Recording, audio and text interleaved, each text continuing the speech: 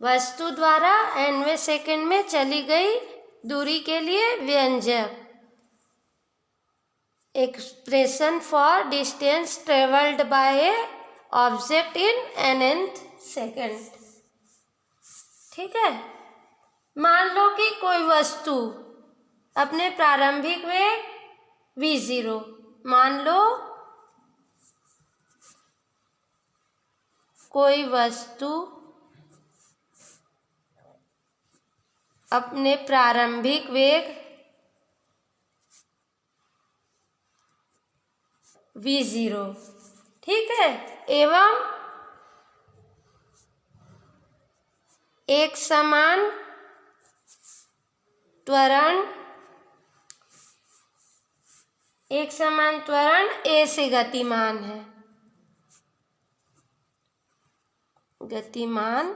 है, ठीक है। तब गति के दूसरे नियम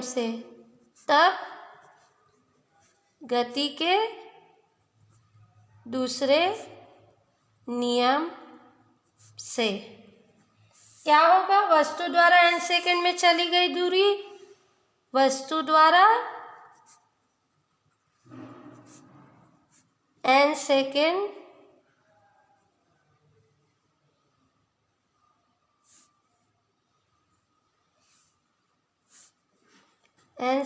में चली गई दूरी क्या होगी? वस्तु द्वारा n सेकंड में चली गई दूरी Sn बराबर v0 n plus half an square, ठीक है।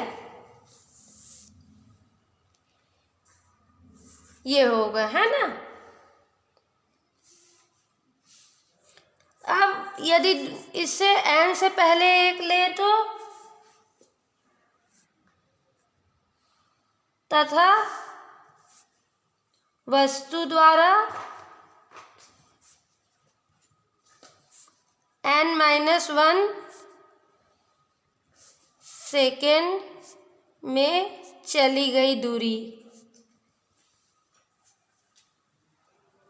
ठीक है, क्या होगी? अब Sn-1 बराबर v0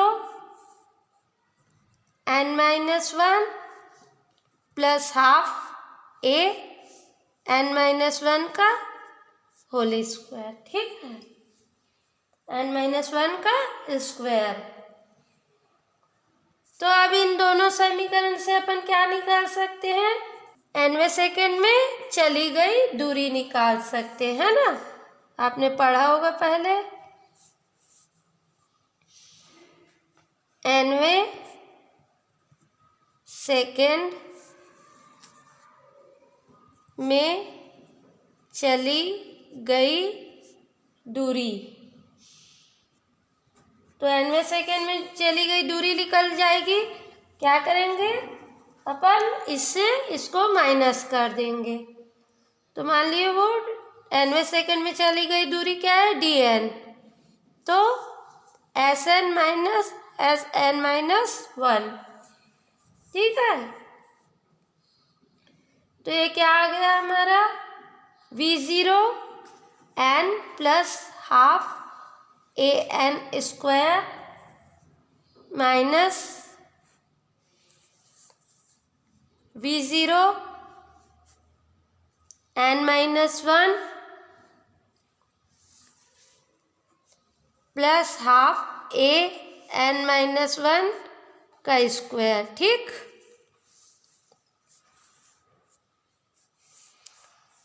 अब ये क्या हुआ? v0 n plus half an square minus v0 n-1 प्रारंभिक वेग है ना, और ये क्या आ गया?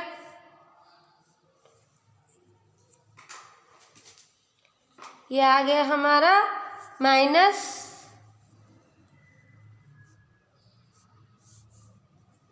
n-1 का स्क्वायर, ठीक।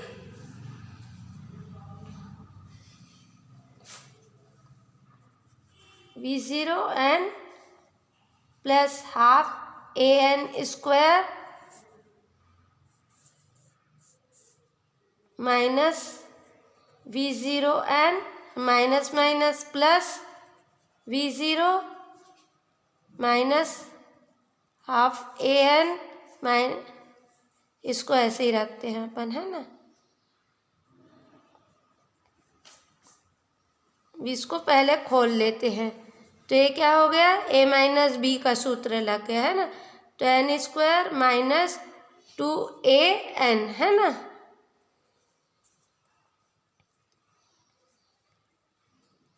ठीक, ये आ गया हमारा।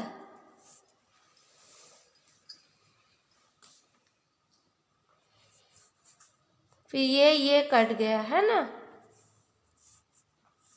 तो आ गया 1/2 an² प्लस v0, ये आ गया minus half an² minus minus plus 2/2 an, ठीक। और ये हो गया माइनस 1/2 a, ठीक।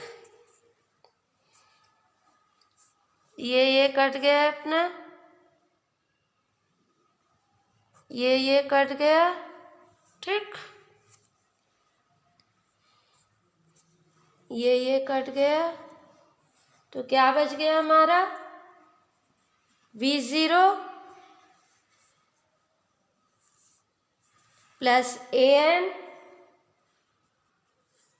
माइनस 1/2 a, ठीक।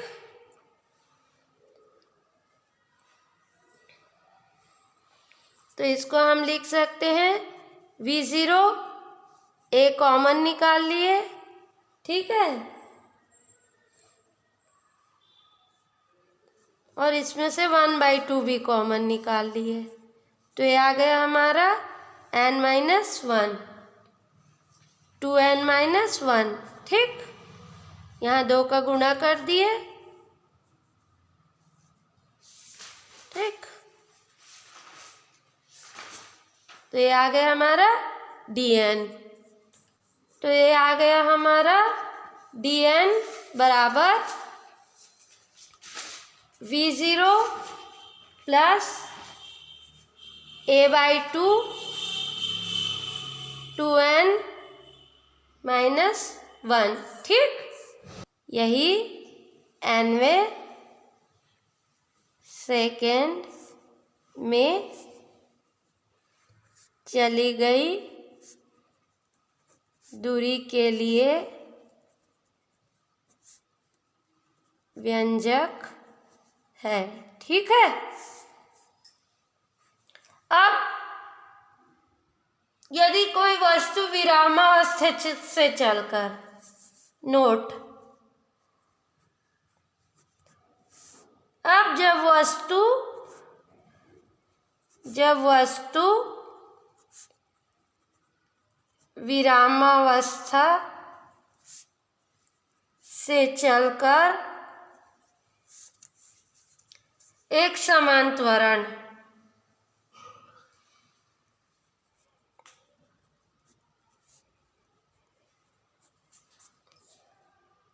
से गति करती है, एक समान त्वरण से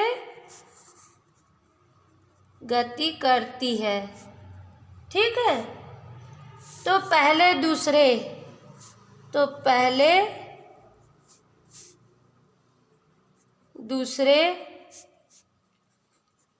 तीसरे सेकेंडों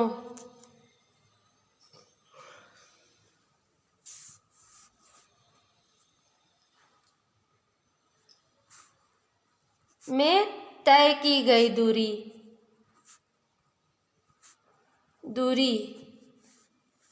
यहाँ पहले दूसरे और तीसरे सेकंड में तय की गई दूरियां 1:3:5 के अनुपात में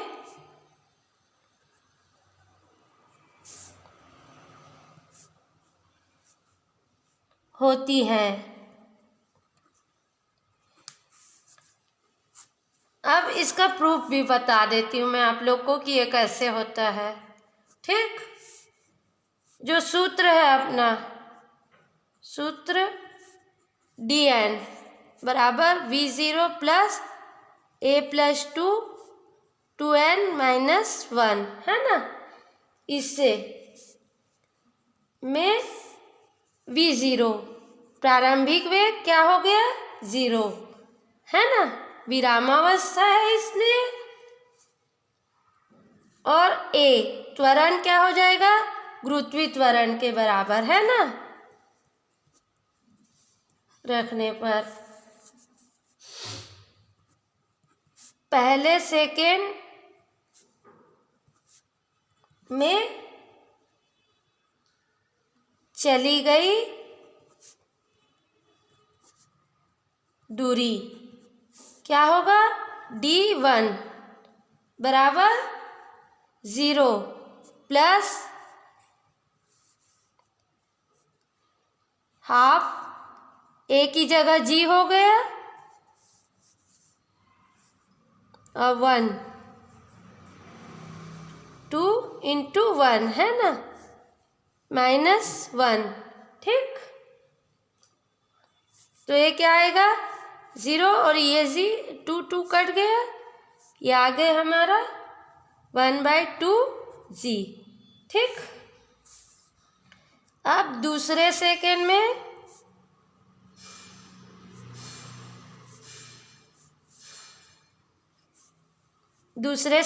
में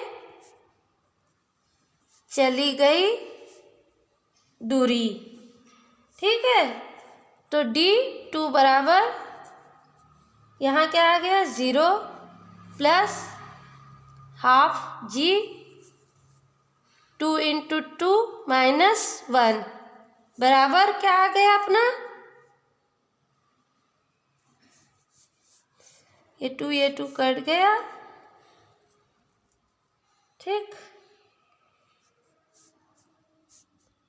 g/2 तो ये आ जाएगा 3/2g। ठीक, अब तीसरे सेकंड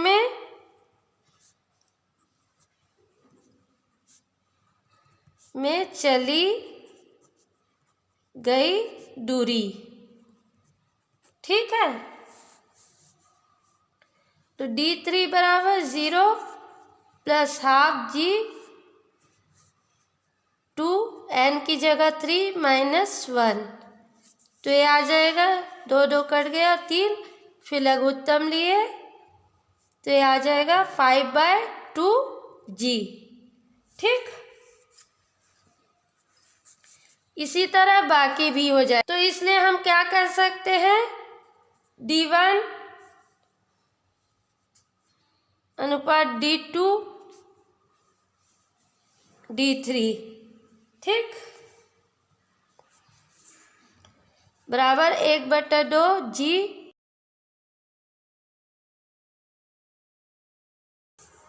इस तथ्य को सर्वप्रथम गैलीलियो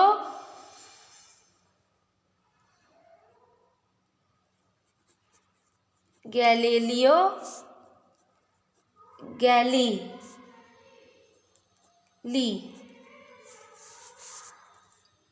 ने इस तथ्य को सर्वप्रथम गैलीलियो गैली ने 1564 से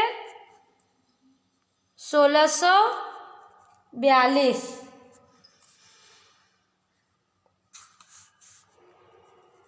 में प्रतिपादित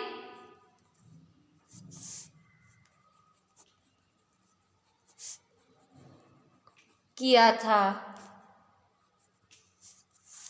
इसे क्या कहते हैं, इसे गैलीलियो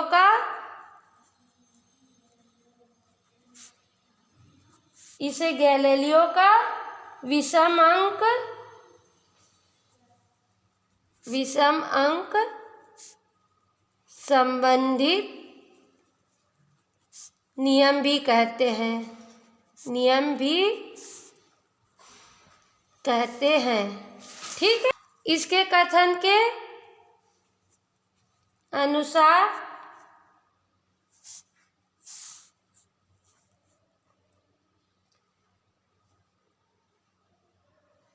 विरामावस्था में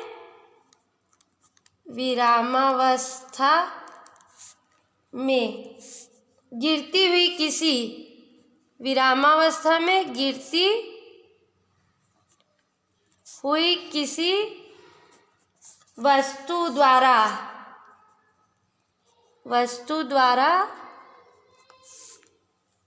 विरामावस्था में गिरती हुई किसी वस्तु द्वारा समान समयांतरालों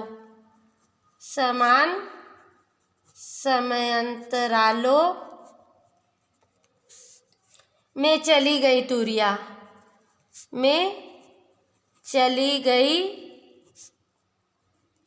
दूरियां एक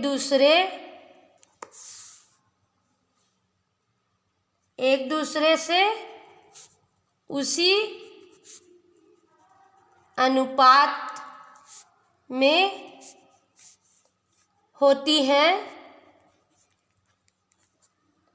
जिस अनुपात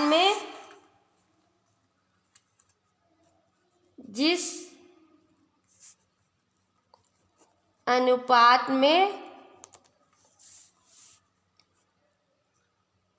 एक से प्रारंभ होने वाला